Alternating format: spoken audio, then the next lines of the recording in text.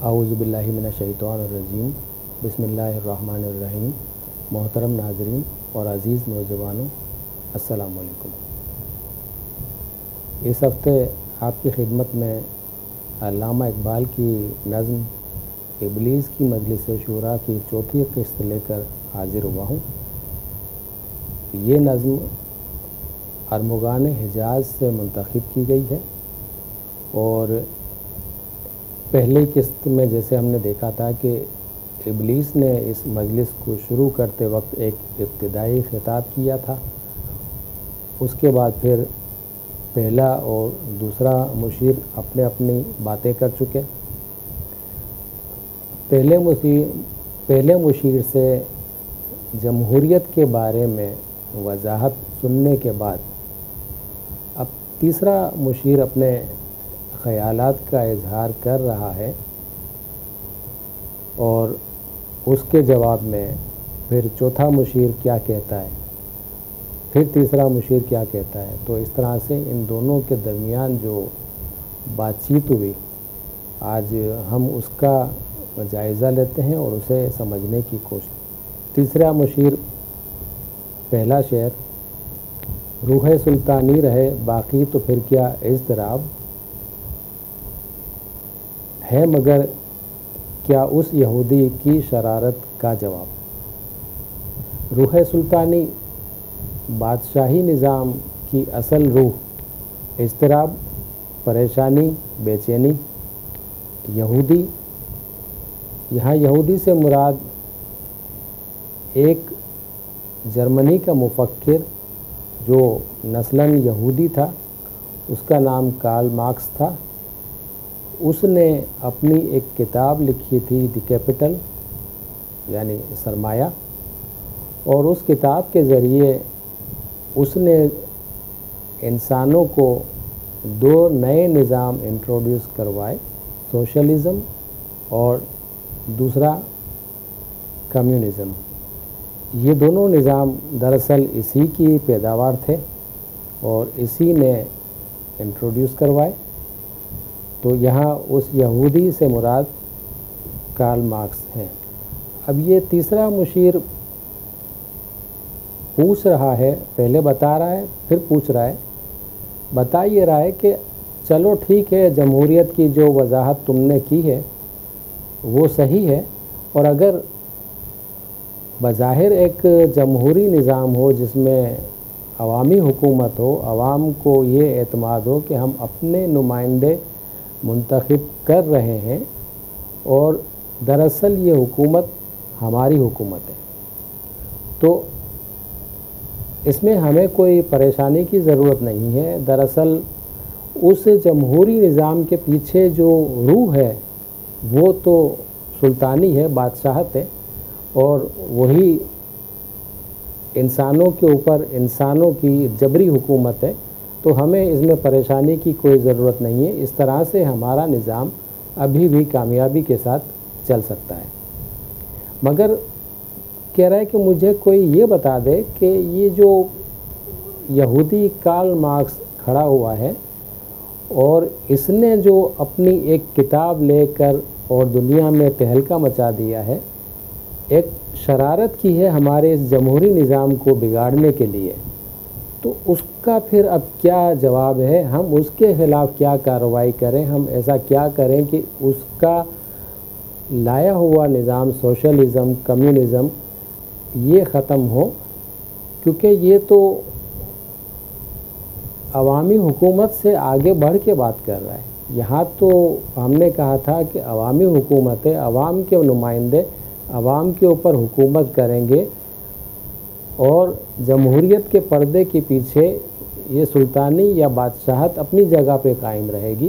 مگر اس کا کیا کہ یہاں تو ان تمام جمہوری نمائندوں کو اور ان تمام سرمایہ داروں کو اٹھا کے پھینکنے کی باتیں ہو رہی ہیں، اور یہاں تو عوام کی ایک حکومت، عوام کو ہی حکمران بنانے کی بات کی جا رہی ہے۔ اب یہاں کیا کریں گے ہم؟ اگلا شعر پھر ہے کہ وہ کلیم بے تجلی، وہ مسیح بے صلیب، نیست پیغمبر و لیکن در بغل دارت کتاب۔ आगे फिर वो उसी के बारे में कह रहा है, कार्ल मार्क्स के बारे में। कलीम, इससे मुराद हज़रत मूसा अलैहिस्सलाम है, जो कलीमुल्लाह कहला है, जो अल्लाह ताला से कलाम करते थे। और बेतजल्ली से मुराद है कि बग़ैर चमक के, बग़ैर रोशनी के। आपने पढ़ा भी होगा, सुना भी होगा कि हज़रत मूसा अलैहिस्सलाम को अल्लाह ताला ने एक और मौजज़ा अता किया था कि वो अपने बगल में हाथ डालते थे और फिर निकालते थे तो वो बिल्कुल चमकदार हो जाता था, उसमें तजल्ली आ जाती थी। फिर आगे है वो मसीह है बेसलीब। मसीह से मुराद हज़रत ईसा अलैहिस्सलाम, और बेसलीब उनको सलीब नहीं चढ़ाया गया या सूली नहीं चढ़ाया गया या फांसी नहीं दी गई। दूसरा मिसरा इसमें फ़ारसी का है, तो यहाँ हमें अलग अलग अल्फाज को देखना पड़ेगा। नीस्त नहीं है, पैगंबर से मुराद तो पैगंबर ही है। वलेकिन से मुराद वही जो हमारे यहाँ लेकिन होता है। दर बगल, बगल के अंदर, दारद रखता है, किताब से मुराद किताब ही है। नीस्त पैगंबर व लेकिन दर बगल दारद किताब, पैगंबर नहीं है मगर इसके बावजूद वो अपनी बगल में किताब दबाए फिरता है। उसकी अपनी एक किताब है, वो एक किताब लेके घूमता है। हालांकि किताब तो पैगंबरों को दी जाती है, मगर उसके पास तो अपनी एक किताब है, उसकी अपनी लिखी हुई। तो अब इस शेर का कुछ इस तरह से मतलब होगा, वही तीसरा मुशीर मीटिंग में, मजलिस में कह रहा है कि ये जो कार्ल मार्क्स है ये कोई नबी नहीं है, वो कोई कलीम नहीं है कि अल्लाह ताला से कलाम करता हो और उसको वही नाजिल होती हो। वो बेतजल्ली है, उसके पास वो वाली बात भी नहीं है कि उसका हाथ चमकता हो। वो मसीह भी नहीं है, मगर मसीह बना फिरता है। लोग उसे मूसा और ईसा अलैहिस्सलाम का दर्जा देते हैं, हालांकि वो सूली तो नहीं चढ़ाया गया, उसको सलीब पे तो नहीं चढ़ाया गया। ईसाइयों के अकीदे के मुताबिक हज़रत ईसा अलैहिस्सलाम को सलीब पे चढ़ाया गया था। तो यहाँ पर ये वही वाली बात है कि उसे तो सलीब पे नहीं चढ़ाया गया, वो कलीमुल्लाह भी नहीं है, वो तजल्ली भी नहीं रखता अपने हाथ में, तो वो तो फिर कलीम बेतजल्ली है, वो मसीह बेसलीब है, मगर उसको दर्जा वही हज़रत मूसा अलैहिस्सलाम और हज़रत ईसा अलैहिस्सलाम वाला आवाम देने लगे हैं। वो पैगंबर नहीं है मगर उसके पास अपनी एक किताब है। उस किताब को लोग आसमानी किताब की तरह दर्जा देते हैं, इसलिए कि वहाँ गरीबों के दुखों का मदावा है उसकी किताब में। उसने जो इस सरमायादाराना निज़ाम जो कि हमने दुनिया में कायम किया हुआ है, उसके ख़िलाफ़ लिख कर गरीब आवाम को जो पिस रहे थे उन्हें एक शऊर दे दिया है, उन्हें उठा खड़ा किया है कैपिटलिज़म के मुकाबले में, हमारे इस डेमोक्रेसी के मुकाबले में। तो अब बताओ कि इसका क्या करना है कार्ल मार्क्स का। आगे फिर उसी कार्ल मार्क्स के बारे में कह रहा है, क्या बताऊं क्या है काफिर की निगाह पर्दा सोज, मशरिक़ व मगरिब की कौमों के लिए रोज़े हिसाब। इसका जो कार्ल मार्क्स था ये यूँ तो मगरिब का था, यूरोप का था, लेकिन इसकी इस थ्योरी सोशलिज़म कैपिटलिज़म का जो ज़्यादातर असर हुआ था वो यहाँ एशिया की तरफ यूरोप से होता हुआ असर आया था। चाइना इसके ज़ेर असर हुआ, रशिया इसके ज़ेर असर हुआ, और इन ममालिक ने सोशलिज़म कम्युनिज़म को अपनाया।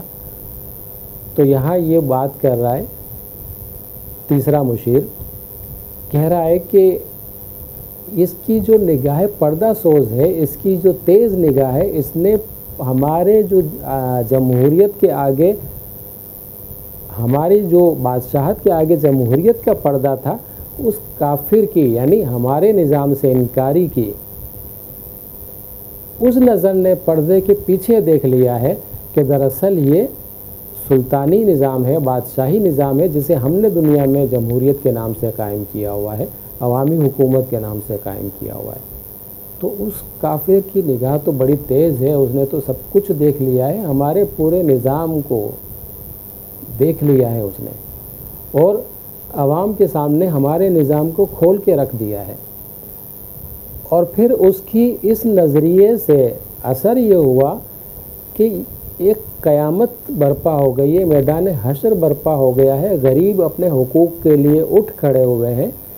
تو یہ مشرق چاہے یہ ایشیا کا حصہ ہو یا مغرب چاہے یورپ کا حصہ ہو، ہر طرف سمجھو ایک روز حساب قائم ہو چکا ہے اور ایک محشر برپا ہو گیا ہے اس نظریے کی وجہ سے۔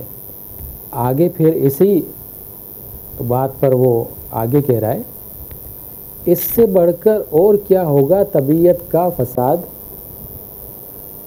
توڑ دی بندوں نے آقاؤں کے خیموں کی تناب۔ طبیعت اور فساد یہ عام سے الفاظ ہیں۔ دوسرے مصرعے میں بندوں یعنی غلاموں، آقاؤں یعنی کہ وہی حکمران اور دولت مند طبقہ، خیموں سے مراد ٹینٹ، اور تناب رسی، خیموں کو کسنے کے لیے، صحیح طرح سے باندھنے کے لیے تاکہ اس کے بانس یا اس کے ستون اپنی جگہ پہ صحیح طرح سے کھڑے رہیں، وہ رسی تناب کہلاتی ہے۔ تو یہاں یہ کہہ رہا ہے کہ اب عوام کی طبیعت میں جو ایک فساد برپا ہوا ہے، اب یہ تو کوئی چھوٹا موٹا فساد تو نہیں ہے، بہت بڑا فساد ہے، اور اس سے بڑا تو فساد کوئی ہو ہی نہیں سکتا کہ غلاموں نے اپنے آقاؤں کے خیموں کی رسیاں توڑ ڈالی ہیں، ان خیموں کو گرا دیا ہے۔ دیکھیے اس کے نظریے سے جو ایک انقلاب برپا ہوا تھا، تو ظاہر ہے کہ وہی غریب عوام جو اٹھ کھڑے ہوئے تھے اور انہوں نے حکمرانوں کو ایک سائیڈ پہ کیا تھا، ان کے خلاف ایک انقلاب برپا کیا تھا، اور مزدوروں نے، غریبوں نے جبراً اپنی حکومت قائم کر لی تھی، تمام ان کی املاک اپنے قبضے میں لے کر عوامی حکومت یعنی اپنی حکومت کے ماتحت کر دی تھی، اور انہیں بالکل کنگال کر دیا تھا، کیپٹلسٹ سرمایہ داروں کو اور حکومتی عہدیداروں کو۔ تو یہاں اس انقلاب کی بات کہہ رہا ہے کہ اب یہ جو طبیعت کا فساد پیدا ہوا ہے کہ غریب عوام اپنے حق کے لیے کھڑے ہو گئے ہیں اور اس پیمانے پر انہوں نے کامیابی حاصل کر دی ہے، تو پھر مجھے اب یہ سمجھاؤ کہ یہ ہمارا نظام کہاں جائے گا، اور یہ تو ہمارے نظام کے لیے اور ہمارے سسٹم کے لیے ایک بہت بڑا چیلنج ہے، اس سے ہم کیسے نپٹیں گے۔ اب چوتھا مشیر اپنے خیالات کا اظہار کر رہا ہے۔ چوتھا مشیر کہتا ہے، توڑ اس کا رومۃ الکبریٰ کے ایوانوں میں دیکھ، آل سیزر کو دکھایا ہم نے پھر سیزر کا خواب۔ رومۃ الکبریٰ گریٹ رومن ایمپائر جسے کہا جاتا تھا، اس کی بات ہو رہی ہے۔ اٹلی کا جو شہر تھا روم، تو یہ دراصل بہت پرانی رومن ایمپائر تھی، اس کا جو قدیم یونانی ہیرو تھا سیزر، تو آل سیزر اسی سیزر کی اولاد۔ رومۃ الکبریٰ اٹلی کی حکومت اس وقت کی، اور ایوان اسمبلیز۔ اب یہاں پہ یہ جو چوتھا مشیر ہے وہ تیسرے مشیر کو جواب بھی دے رہا ہے اور اپنی پریشانی بھی ظاہر کر رہا ہے۔ وہ یہ بتا رہا ہے کہ یہ جو سوشلزم اور کمیونزم آیا ہے، اس کا جو توڑ ہے وہ تو دیکھنا چاہتا ہے تو دیکھ، یہ اٹالین اسمبلی میں کیا ہو رہا ہے، اور اٹلی میں جو یہ مسولینی کھڑا ہوا ہے وہ دراصل کون ہے۔ مسولینی جس نے فاشسٹ حکومت کی بنیاد رکھی۔ فاشسٹ حکومت ایک ٹوٹلیٹیرین حکومت کہلاتی ہے جس میں کسی قسم کی کوئی اپوزیشن نہیں ہوتی، ایک ہی آدمی حکمران ہوتا ہے، اور اسے یہ درجہ دے دیا جاتا ہے جیسے کہ وہ جو کچھ بھی کرے گا وہ صحیح ہوگا انسانوں کے لیے. نہ تو وہ نبی ہوتا ہے، نہ اسے اس طرح کی کوئی وحی نازل ہوتی ہے، لیکن وہ یہ شو کرتا ہے کہ اس کے پاس تمام اختیارات ہیں اور وہ جو فیصلے کرے گا وہ صحیح ہوں گے. ویسے تو فاشسٹ حکومت یا فاشزم میں اس کی ڈیفینیشن میں، اس کی تعریف میں، اس کے خلاصے میں بہت کچھ کہا گیا ہے، اور بہت سارے سیاسی ماہرین اور معیشت دانوں کی الگ الگ رائے ہیں اس بارے میں، الگ الگ خیالات ہیں. مگر مختصراً یہ آپ سمجھ لیجئے کہ وہ ایک آدمی جو ہے وہ حکومت اپنی قائم کر لیتا ہے، اس کے سامنے نہ کوئی پارٹی ہوتی ہے نہ کوئی اپوزیشن ہوتی ہے. اس نے وہ کانسیپٹ دیا موسولینی نے، اور اسی موسولینی نے اٹالین لوگوں کو، جو دراصل یہاں پہ آل سیزر کی اولاد کے طور پہ، حوالے کے طور پہ بتائے گئے، ان کو پھر وہی ایک خواب دکھایا کہ دیکھو سیزر کی طرح ہم ایک گریٹ امپائر کھڑا کریں گے اور ایک ہماری وسیع ترین حکومت ہوگی پوری دنیا میں، اور پھر سے ہم جو ہے وہ دنیا پر غلبہ حاصل کر لیں گے. اور اس طرح سے اس نے پھر اس حکومت کے تحت جنگیں بھی کی اور افریقہ تک پہنچا، وہاں قبضے کیے. مگر بعد میں دوسری جنگ عظیم میں جو اتحادی فوجیں تھیں اس کا اس سے واسطہ پڑا، اور اس طرح سے اس کی حکومت کو ختم کیا گیا، اور افریقہ وغیرہ کو پھر اتحادی فوجوں نے اپنے قبضے میں لیا. اٹلی کے قبضے سے وہ نکل چکے. تو یہاں یہ چوتھا مشیر کہہ رہا ہے کہ یہ جو سوشلزم ہے یا کمیونزم ہے، اس کا جو توڑ ہے وہ ہم نے موسولینی کی شکل میں کھڑا کیا ہے، اور یہ جو سیزر کی اولاد ہے، اٹالین لوگ ہیں، ان کو ہم نے وہی سیزر والا خواب دکھایا ہے کہ دیکھو اپنی ایک گریٹ امپائر کھڑی کرو اور اس طرح سے دنیا پر حکومت کرو. کون بحر روم کی موجوں سے ہے لپٹا ہوا، گاہ بالد چوں صنوبر، گاہ بالد چوں رباب. پہلا مصرع اردو کا ہے، دوسرا فارسی کا ہے، لیکن الفاظ ہمارے اردو میں بھی بولے جاتے ہیں. آگے یہ کہہ رہا ہے کہ یہ بھی تو دیکھ، یہ بحر روم یعنی کہ اٹلی کی سمندر کے ساتھ جو لگنے والا علاقہ ہے وہ بحر روم کہلاتا ہے. کہہ رہا ہے کہ یہ بحر روم کی موجوں سے لپٹا ہوا کون ہے. اس کا اشارہ تھا اٹلی کا جو بحری بیڑا تھا، جو کہ مسلسل جنگیں کر کے ارد گرد کے علاقوں کو فتح کرتا چلا آ رہا تھا. تو اس بحری بیڑے سے مراد ہے کہ دیکھ یہ جو سمندر کی موجوں سے لپٹا ہوا ہے، یہ دراصل ہمارا ہی تو بیڑا ہے، اسی موسولینی کا بیڑا ہمارا ہی بیڑا ہے. ہم اپنے کام کو آگے بڑھا رہے ہیں، اور یہ جو سوشلزم اور کمیونزم کا فتنہ اٹھا ہے اسے ہم ختم کرنے کے لیے ہی یہ سب کچھ کر رہے ہیں. اور گاہ کبھی بالد کسی چیز کا بلند ہو جانا، اونچائی پہ جانا. چوں مانند، صنوبر ایک اونچا درخت، سرف کا درخت کہلاتا ہے. ہماری زبان میں بھی، اردو میں بھی ہم صنوبر کا درخت کہتے ہیں. یہ ہمارے بھی شمالی علاقوں میں آپ نے دیکھا ہوگا کہ بہت اونچے اونچے درخت ہیں پہاڑوں کے اوپر. یہ درخت ہوتے بھی بہت اونچے ہیں اور ان کی عمر بھی کافی بڑی ہوتی ہے. 1,000 اس طرح سے ان درختوں کی ایج ہوتی ہے، اور یہ بہت اونچے درخت ہوتے ہیں پہاڑوں کے اوپر، پہاڑوں کی سائڈ پہ. اگر آپ گئے ہو کبھی، آپ نے دیکھا ہو تو بالد صنوبر، گاہ بالد چوں صنوبر، کبھی صنوبر کے درخت کی طرح اونچا. گاہ نالد بجنا کسی چیز کا، کسی چیز کی آواز نکلنا. رباب ایک موسیقی کا آلہ ہے جو رباب ہی کہلاتا ہے ہماری زبان میں بھی. تو کبھی رباب کے ساز کی طرح، رباب کی آواز کی طرح دھیما سر.